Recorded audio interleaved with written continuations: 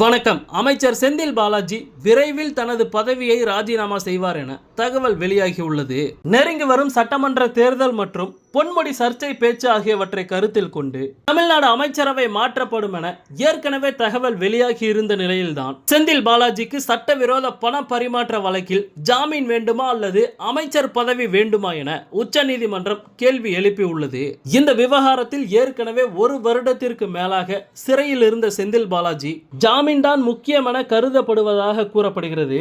அதன்படி வரும் திங்கட்கிழமைக்குள் தனது பதவியை செந்தில் பாலாஜி ராஜினாமா செய்வார் என எதிர்பார்க்கப்படுகிறது. அப்படி நடந்தால் தமிழக அமைச்சரவையில் அடுத்த வாரமே பல முக்கியமான மாற்றங்கள் நிகழலாம். முதலமைச்சர் மு.க. ஸ்டாலின் தலைமையிலான அமைச்சரவை ஏற்கனவே 5 முறை மாற்றி அமைக்கப்பட்டுள்ளது. இந்த நிலையில்தான் தேர்தல் நெருங்கி வரும் சூழலில் மீண்டும் ஒரு முறை அமைச்சரவை மாற்றம் நிகழ வாய்ப்புள்ளதாக கூறப்படுகிறது. இதில் திறமையாக செயல்படாத, அரசின் பெயருக்கு களங்கம் ஏற்படுத்தும் விதமாக நடந்து கொள்பவர்கள், சுய விளம்பரங்கள் மற்றும் வாரிசுகளுக்கான அரசியல் பாதையை வகுப்பதில் கவனம் செலுத்துபவர்கள் போன்றோரை கலைந்தெடுக்க முதலமைச்சர் மு.க. ஸ்டாலின் ஆர்வம் காட்டுகிறார். குறிப்பாக கட்சி தலைமையின் உத்தரவுகளை பின்பற்றாமல் சகட்டு மேனிக்கு பேசி சர்ச்சைகளை ஏற்படுத்துவோர் மீது கடும் அதிருப்தியில் உள்ளாராம். அதில் மூத்த அமைச்சர்களான பொன்முடி, மூர்த்தி, மா. சுப்பிரமணியன் உள்ளிட்டோருடன் காந்தி, கயல்விழி ஆகியோரும் அடங்குவார் என கூறப்படுகிறது.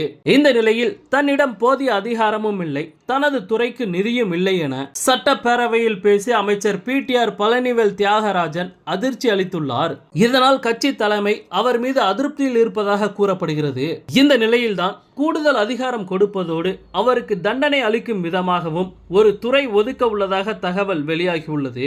ஆம், செந்தில் பாலாஜி ராஜினாமா செய்துவிட்டால் அவர் வகித்து வரும் மின்சாரம், மதுவிலக்கு மற்றும் ஆயத்தீர்வு துறையை அமைச்சர் பிடிஆர் பழனிவேல் தியாகராஜனுக்கு கூடுதல் பொறுப்பாக வழங்கப்படலாம் என கூறப்படுகிறது. மின்சாரத்துறை என்பது எப்போதும் சிக்கலானது மற்றும் பொதுமக்களின் வாழ்வுடன் நேரடி தொடர்புடையது.